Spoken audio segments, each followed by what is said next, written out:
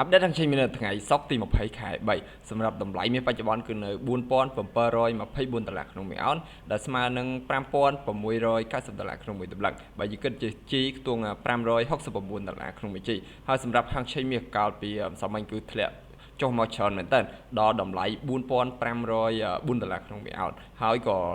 នៅថ្ងៃសុក្រនេះមាសបានឡើងមកវិញរៀងច្រើនគួរសមដែរឡើងដល់តម្លៃបច្ចុប្បន្ននេះអញ្ចឹងសម្រាប់ខាងចេញមាសនៅក្នុងថ្ងៃសុក្រនេះទីផ្សារនឹងចុះមកវិញខ្លះអញ្ចឹងសម្រាប់បងប្អូនដែលរងចាំឱកាសទិញមាសនៅតម្លៃល្អបងប្អូនអាចទិញបាននៅពេលដែលទីផ្សារចុះមករកតម្លៃខាងក្រោមគឺនៅតម្លៃខ្ទង់$4,650ក្នុងមួយអោនហើយនឹងតម្លៃមួយទៀតគឺនៅតម្លៃ$4,603ក្នុងមួយអោនហើយសម្រាប់បងប្អូនដែលរងចាំឱកាសលក់មាសឬក៏ចង់លក់មាសបងប្អូនអាចលក់បាននៅពេលដែលទីផ្សារឡើងទៅលើបន្តិចទៀតខ្ទង់តម្លៃ$4,767ក្នុងមួយអោននិងតម្លៃមួយទៀតគឺនៅតម្លៃ